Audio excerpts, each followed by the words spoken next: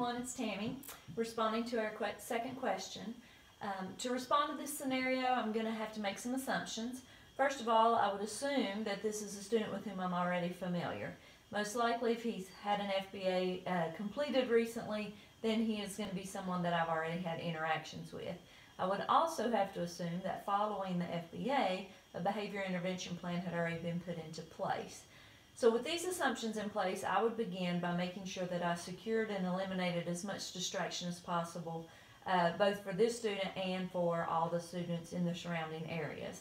If the environment's safe for this particular student and I can secure that he can't run away, then I would attempt to eliminate as much as possible all the distractions for other students. Now this could include closing classroom doors, removing classes from the area, or best case scenario, being able to convince this student who's in crisis to going to a new location so that we could discuss what's going on. As much as possible, I try to use a non-threatening, quiet voice with very little sudden body movements. I will attempt to move closer physically, again in a non-threatening way, and only as the student allows.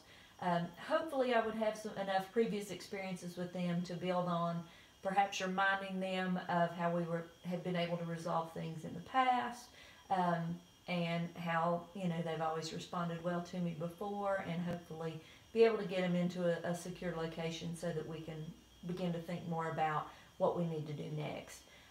Once we have moved to another location, I'll follow the BIP, keep the student as calm as possible, attempt to get to the root of the problem, find out what the trigger is, or the antecedent for this particular incident.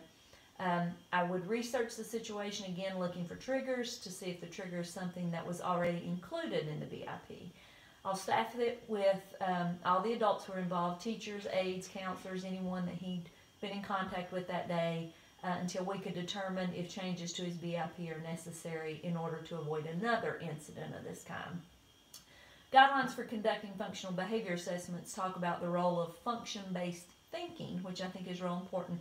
This is where you not only determine the antecedent, but also you're digging deeper to find out why that antecedent is a trigger, and can determine what interventions need to be put in place to help the student.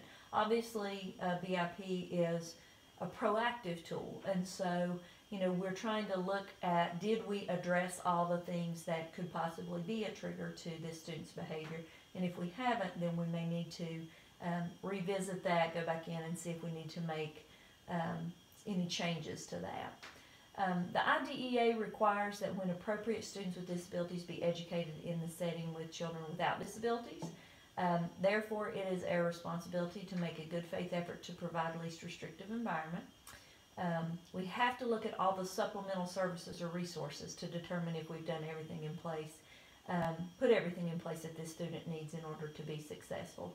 Those would be some of the first steps that I would take in making sure that we have handled this situation the best way that we possibly could.